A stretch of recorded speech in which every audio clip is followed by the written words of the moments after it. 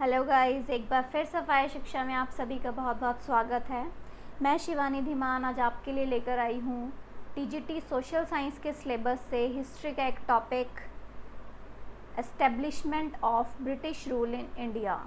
किस तरह British rule की स्थापना हुई है भारत में, किस तरह वो यहाँ पर आए हैं, उस सब के बारे में आज हम पढ़ेंगे। मैंने अपने पिछले लेक्चर में आपको टीजीटी सोशल साइंस के हिस्ट्री के सिलेबस से ही पहला टॉपिक पढ़ाया था, मेजर सोर्सेज ऑफ हिस्ट्री। अगर आपने वो नहीं देखा है तो मेरे इस वीडियो के डिस्क्रिप्शन में मैंने उसका लिंक दिया हुआ है, आप वहाँ जाकर उसे देख सकते हैं। तो आइए गाइस, देखते हैं establishment of British rule in India. तो सबसे पहले इंडिया में पुर्तगीज़ आए थे, पुर्तगाली, जो 1502 यानी कि 1502 में भारत में आए थे। ये व्यापार की दृष्टि से ही भारत में आए थे। और पुर्तगालियों में जो सबसे पहले आया था वो वास्को डी गामा था। ये 1498 में ही भारत में आए थे, जिन्हें भारत की खोज का श्रेय भी दिया जाता है इनको। यानी कि जो भारत की खोज की थी वो वास्को डी गामा ने की थी 1498 में, लेकिन उस टाइम ये अकेले आए थे। और उसके बाद 1502 में ये अपने साथ कुछ साथियों को भी लेकर आए। और 1503 में अल्फांसो डी अल्बर्क भी भारत में आए, जिन्हें पूर्व में पुर्तगाली शासन का असली संस्थापक मानते हैं। और यहाँ पर ये व्यापार की दृष्टि से ही आए थे, इन्होंने यहाँ पर व्यापार करना शुरू किया। और 1510 में, ये बहुत इम्पॉर्टेंट है, 1510 में इन्होंने गोवा को कब्ज़े में ले लिया, जिसको इन्होंने अपनी राजधानी बनाया। तो 1510 में इन्होंने गोवा को अपने कब्ज़े में ले लिया था और उसके बाद यही गोवा इनकी राजधानी बनी थी। और जो पुर्तगाली थे ये भारत में सबसे पहले आए थे और सबसे अंत में भी पुर्तगाली ही गए। ये कब गए थे? 1961 में, यानी कि हमारी आज़ादी के बाद भी ये पुर्तगाली जो थे वो गोवा में थे। और 1961 में गोवा आज़ाद हुआ, तब ये पुर्तगाली वहाँ से चले गए थे। नेक्स्ट आ जाता है डच। डच भी भारत में व्यापार करने के लिए आए थे। स्पेशली ये मसालों का व्यापार करने के लिए आए थे, क्योंकि यहाँ के मसाले, जो भारत के मसाले थे, वो बहुत फेमस थे। तो इसीलिए वो उसका व्यापार करने के लिए आए थे। तो इन्होंने 1602 में यूनाइटेड ईस्ट इंडिया कंपनी बनाई। इन्होंने 1605 में पुर्तगालियों पर भी हमला किया, जिससे उन्होंने जावा, तंजौर और सेरमपुर बंगाल को जीता था। और 1845 में इन्होंने अपनी सारी कब्जे की हुई ज़मीनों को ब्रिटिशर्स को सौंप दिया था। तो ये चले गए थे। नेक्स्ट देखते हैं ब्रिटिशर्स। तो ये ब्रिटिशर्स थे, जो अंग्रेज़ थे, वो 1600 में भारत में व्यापार करने के लिए आए थे। और उन्होंने एलिज़ाबेथ फर्स्ट, जो उनकी ब्रिटेन की रानी थी, क्वीन, उससे ये भारत में व्यापार करने के लिए एक ट्रेड चार्टर लेकर आए थे, जो 15 साल का था। यानी कि जो एकाधिकार होगा भारत पर व्यापार करने का, वो सिर्फ उनका ही होगा इस ट्रेड चार्टर के अनुसार। तो 1612 में इन्होंने पुर्तगालियों को हराकर सूरत पर अपना कब्ज़ा कर लिया था। जो सूरत था वो कपड़े के लिए बहुत फेमस था, सूती कपड़े के लिए। और जो ब्रिटिशर्स थे वो स्पेशली यहाँ पर कपड़े के लिए ही व्यापार करने आए थे। और इन्होंने सूरत में 1663 में अपनी एक स्थायी फैक्ट्री भी लगा ली थी। और 1615 में जो थॉमस रॉय थे, थॉमस रॉय ब्रिटिशर्स की तरफ से आए थे, उन्होंने जहांगीर से गुजरात, सूरत और हुगली, जो हुगली है वो बंगाल में है, वहाँ पर ट्रेड करने का अपना हक ले लिया था। मतलब जहांगीर ने वहाँ उन्हें राइट दे दिया था वहाँ पर ट्रेड करने का, और इनके अलावा कोई वहाँ पर ट्रेड नहीं कर सकता था, कोई व्यापार नहीं कर सकता था। और धीरे धीरे इन्होंने 1690 में इन्होंने बंगाल में फोर्ट विलियम की स्थापना भी कर ली। क्या था कि धीरे धीरे जिस तरह इनका व्यापार बढ़ता जा रहा था, तो इनके जो दुश्मन थे वो भी बढ़ते जा रहे थे। तो अपनी फैक्ट्रियों की और अपने व्यापार की सुरक्षा के लिए ये धीरे धीरे फोर्ट, किले बनाने शुरू कर दिए थे इन्होंने, ताकि ये अपनी जो व्यापार है और अपनी फैक्ट्रीज़ की रक्षा कर सके। तो इन्होंने 1690 में बंगाल में फोर्ट विलियम की स्थापना कर ली थी। नेक्स्ट आ जाता है फ्रांसीसी। जो फ्रांसीसी थे ये 1664 में भारत में आए थे और इन्होंने 1668 में सूरत में अपनी फैक्ट्री लगाई और 1673 में इन्होंने पुदुचेरी को अपनी राजधानी बनाया था। तो जो डचेस थे और पुर्तगीज़ थे इनका इतना रोल नहीं है इसमें, जो रोल है वो ब्रिटिशर्स और फ्रांसीसी का है। तो जो 20 साल तक अंग्रेज़ों और फ्रांसीसी के बीच 3 कर्नाटक युद्ध हुए। ये कर्नाटक युद्ध भी व्यापार के लिए ही हुए थे। तो आइए देखते हैं कर्नाटक वॉर थे क्या। तो पहला कर्नाटक युद्ध जो था वो 1746 से 1748 तक हुआ था, ये 2 साल चला था। तो ये किस किस के बीच हुआ था? फ्रांसीसी और ब्रिटिशर्स के बीच में हुआ था। तो जो डुप्लेक्स थे, डुप्लेक्स फ्रांसीसी की तरफ से थे, जो पुडुचेरी के फ्रांस गवर्नर थे। पौंडीचेरी इनकी राजधानी थी फ्रांसीसी की, जिस तरह पुर्तगीज़ की गोवा थी उसी तरह पौंडीचेरी जो थी वो फ्रांसीसी की राजधानी थी। उन्होंने ब्रिटिशर्स को हराकर, डुप्लेक्स जो थे बहुत ही काबिल सिपाही थे फ्रांसीसी के, इन्होंने ब्रिटिशर्स को हराकर 1746 में फोर्ट जॉर्ज, जो इन्होंने फोर्ट, इनका ब्रिटिशर्स ने फोर्ट बनाया हुआ था 1746 में मद्रास में, जिसको फोर्ट जॉर्ज के नाम से जाना जाता है, उस पर कब्ज़ा कर लिया था।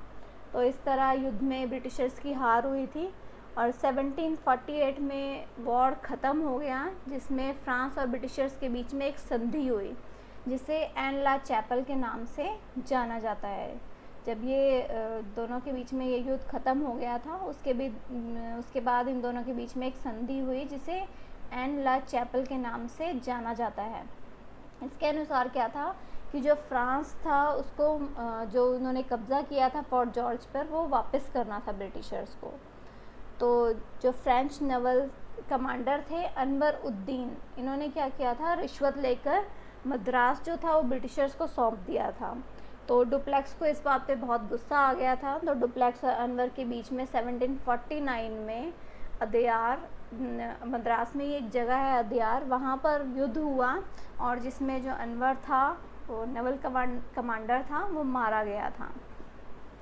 नेक्स्ट आ जाता है दूसरा कर्नाटक युद्ध। दूसरा कर्नाटक युद्ध इसे क्यों बोलते हैं? क्योंकि ये कर्नाटक के लिए ये युद्ध हुआ था, कर्नाटक में ही युद्ध हुआ था, तो इसीलिए इसको कर्नाटक वॉर कहा जाता है। क्योंकि कर्नाटक उस टाइम, मद्रास जो था वो प्रेसिडेंसी थी ब्रिटिशर्स की, जहाँ पर उन्होंने फोर्ट बनाए हुए थे, तो उस पर फ्रांसीसी ने कब्ज़ा कर लिया था।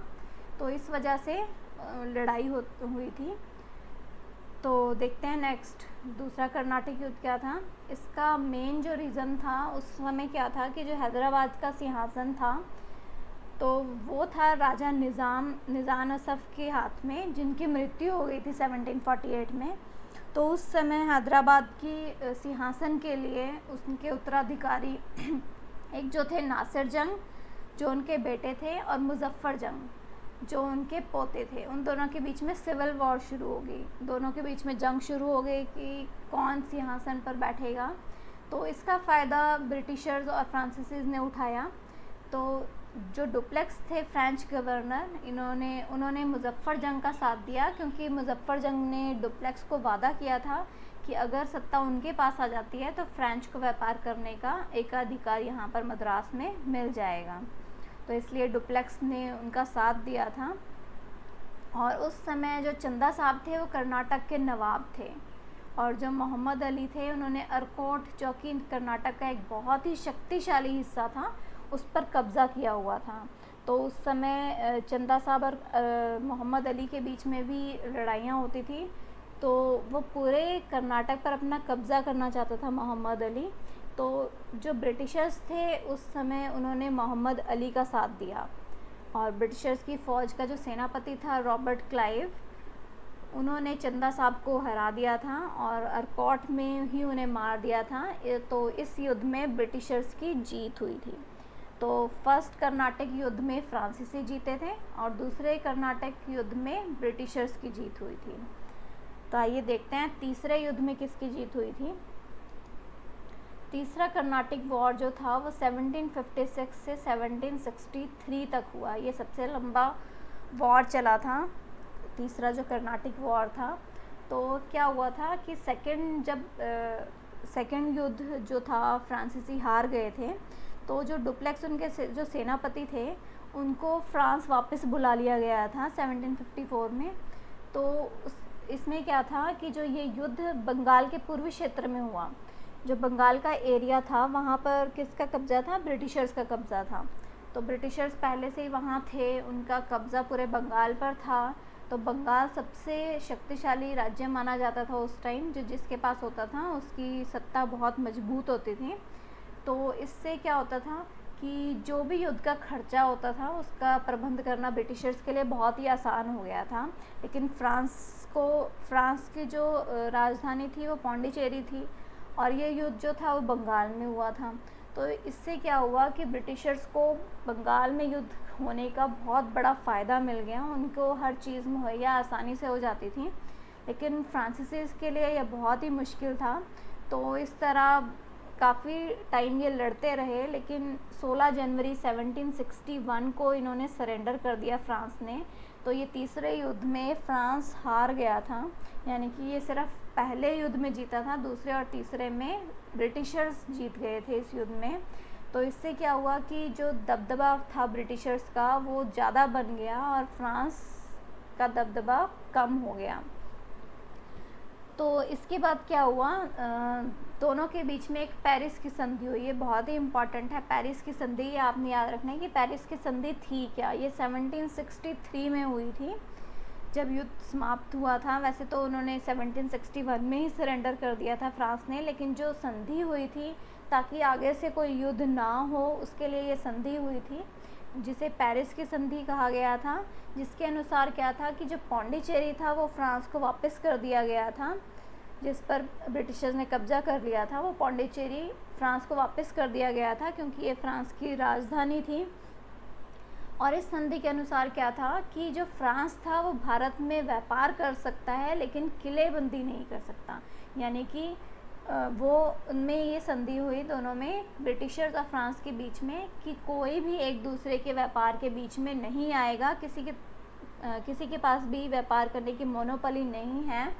फ्रांस आराम से यहाँ पर व्यापार कर सकता है भारत में, लेकिन वो किलेबंदी नहीं कर सकता, यानी कि वहाँ पर कोई फोर्ट या किसी चीज़ का निर्माण नहीं कर सकता है। तो ये संधि थी पेरिस की संधि, जिसको आपको याद रखना है। नेक्स्ट आ जाता है, इस युद्ध के बाद ब्रिटिशर्स की ताकत थी वो बहुत ज़्यादा बढ़ गई थी।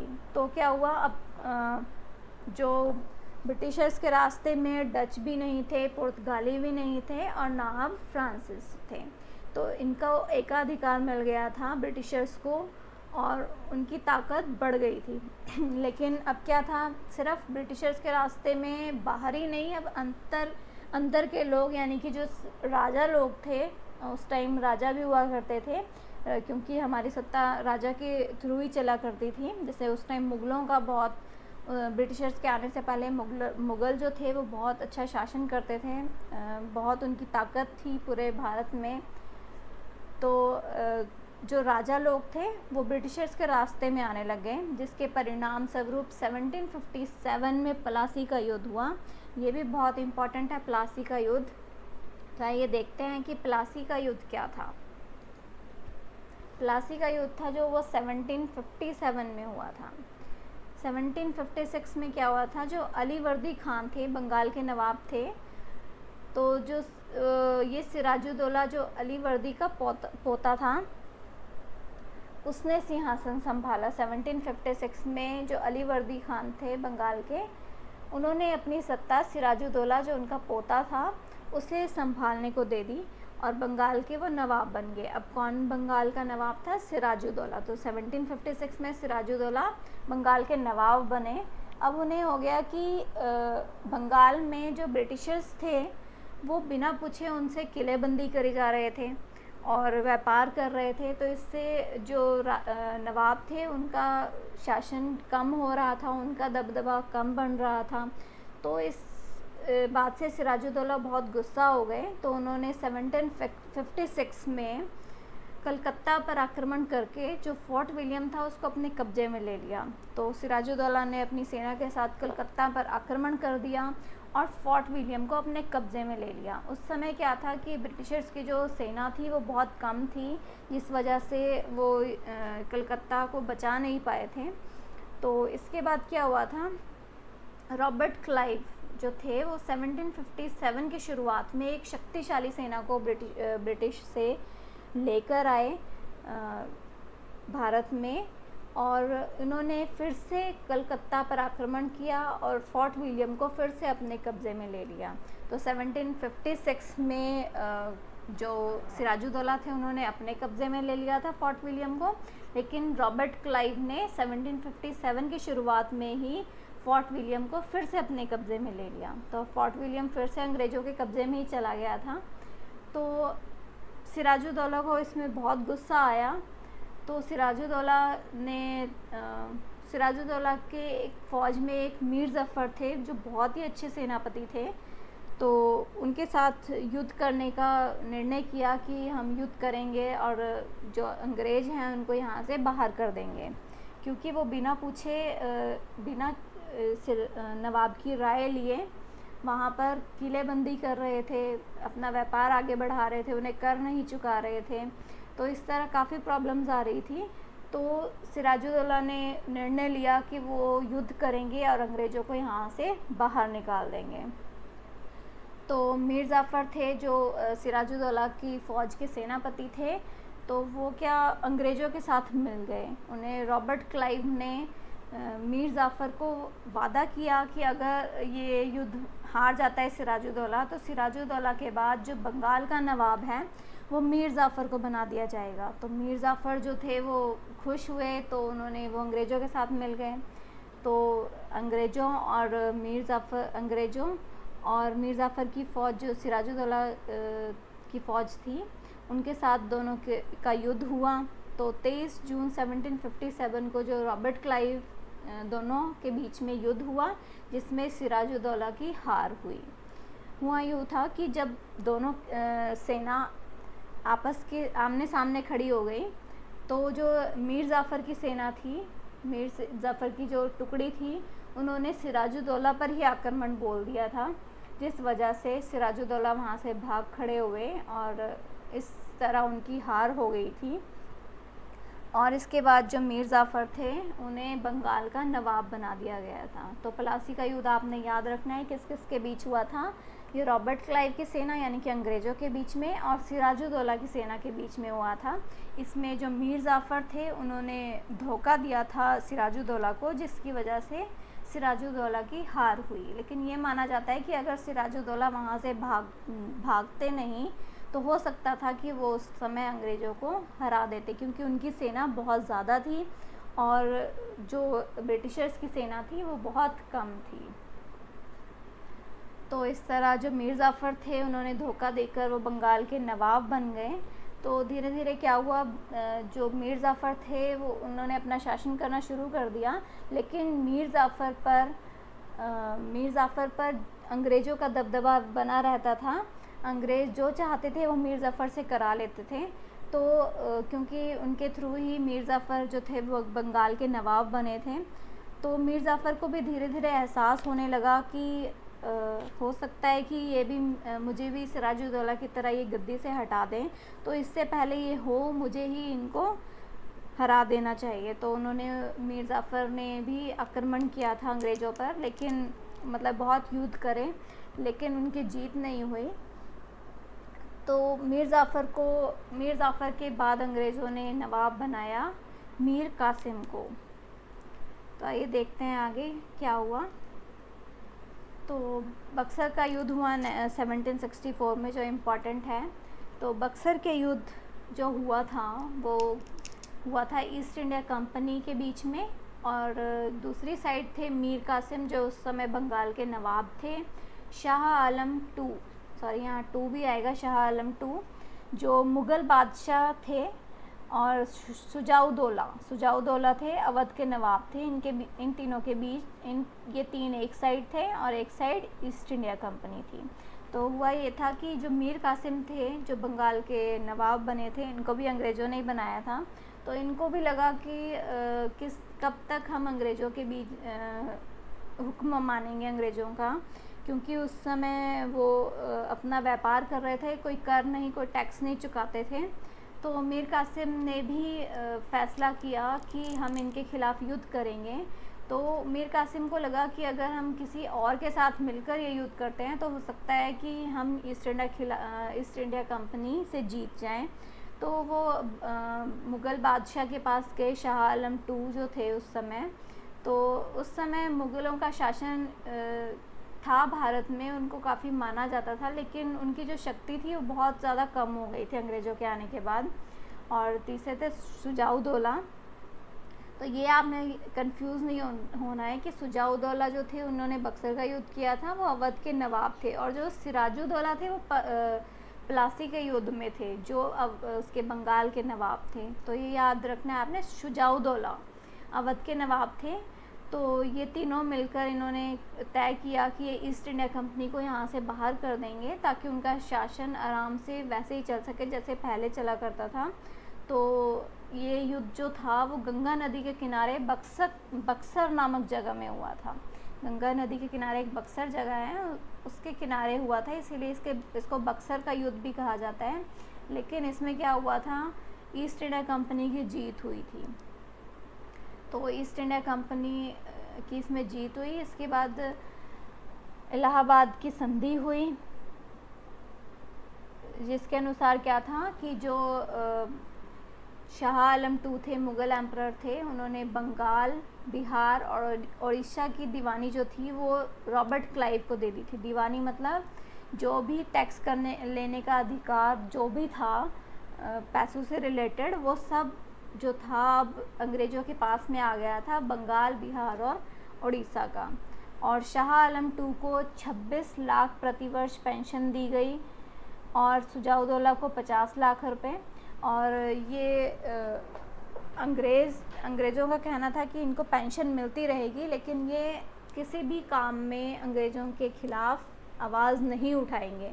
हाँ, अगर कोई भी राजा या कोई भी सेना सुजाउद्दौला पर आक्रमण कर देती है, तो पूरी सैन्य शक्ति जो ब्रिटिशर्स की थी वो सुजाउद्दौला को देंगे, लेकिन जो इसका खर्च है वो सुजाउद्दौला को ही करना पड़ेगा।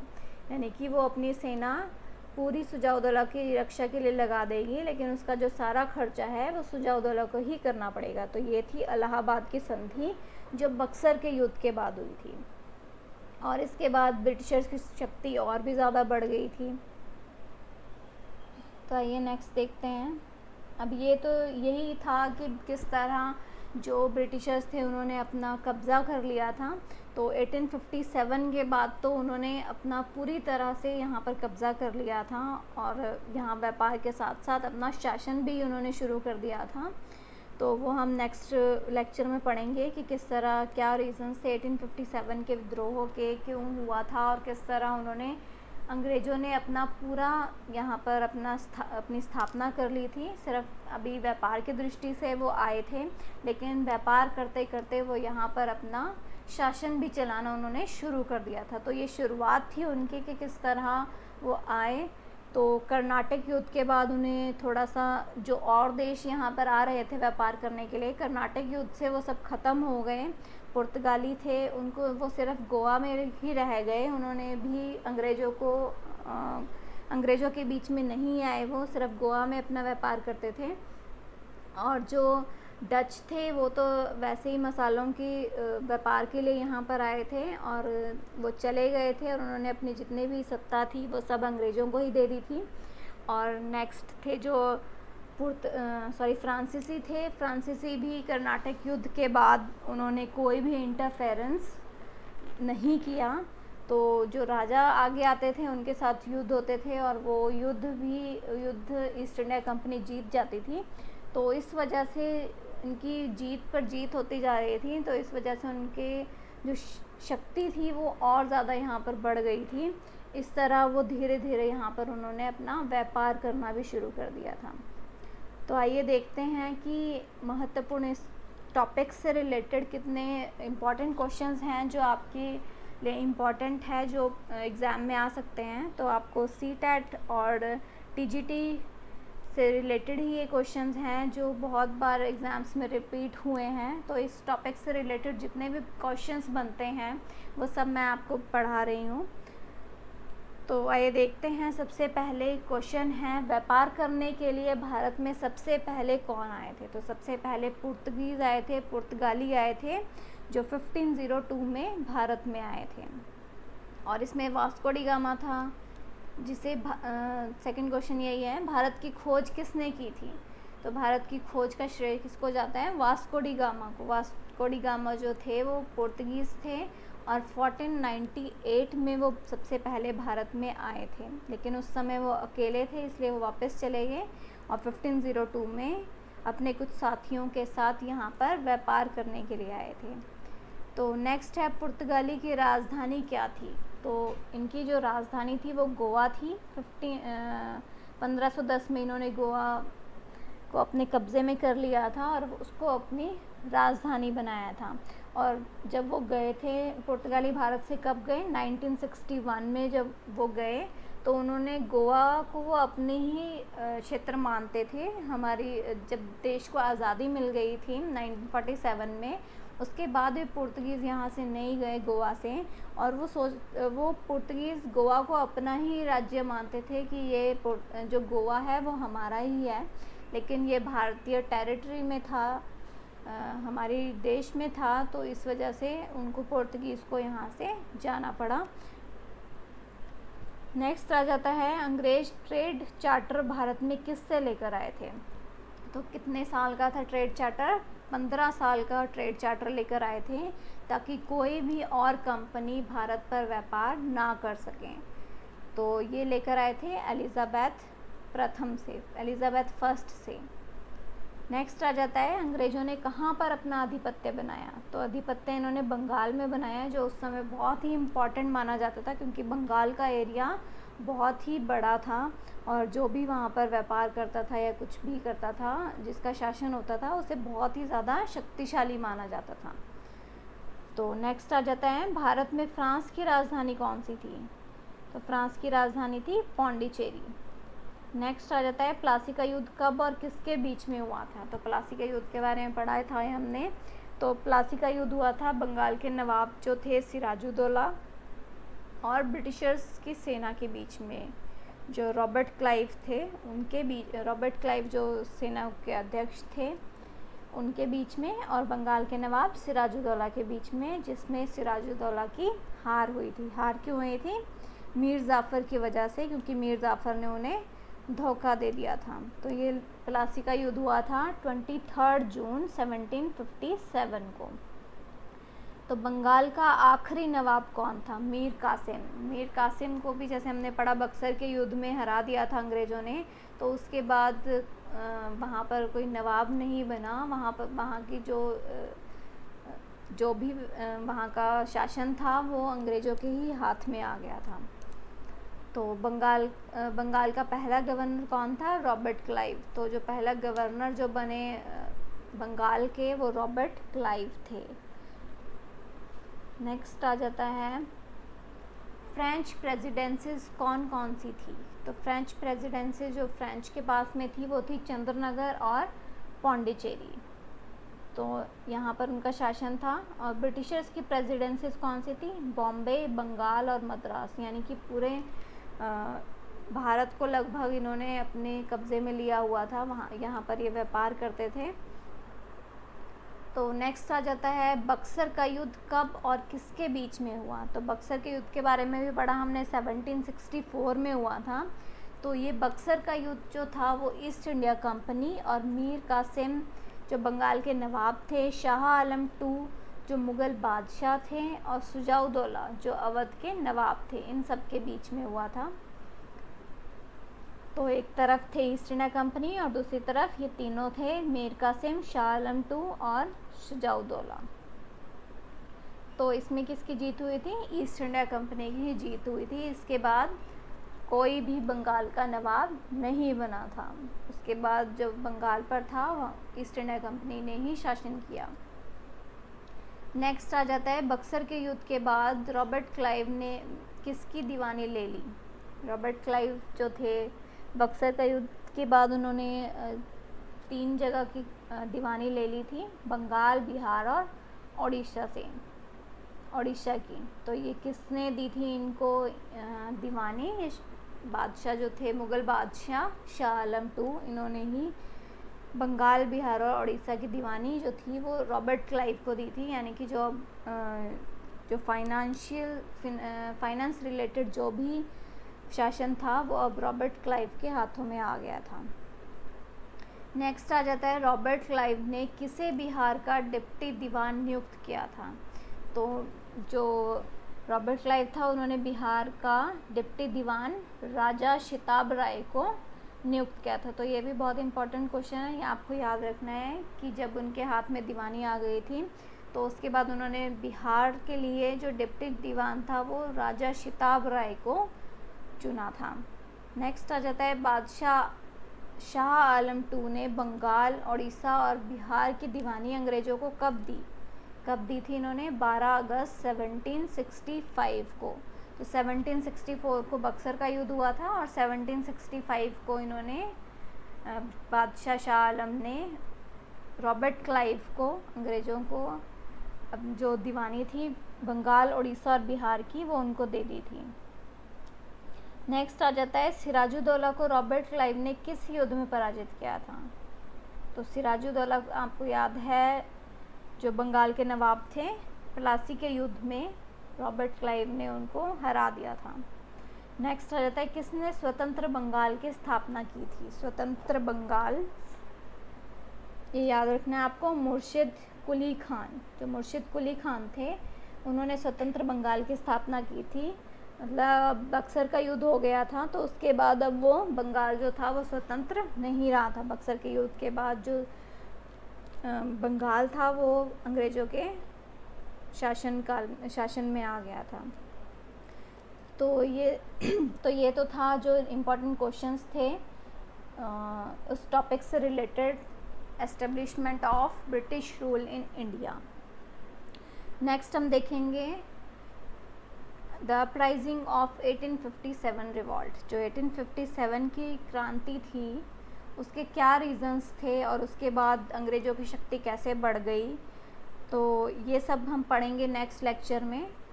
और अगर आपको ये वीडियो पसंद आई है तो इसे लाइक कीजिए, शेयर कीजिए, और जिसने अभी तक सब्सक्राइब नहीं किया है वो सब्सक्राइब कीजिए ताकि आपके पास मेरी हर एक वीडियो जो टीजीटी सोशल साइंस और सीटेट के सिलेबस से मैं आपको बना रही हूँ, हर एक टॉपिक पर वीडियो बना रही हूँ जिससे आपको पढ़ना आसान हो जाए, टॉपिक क्लियर हो जाए।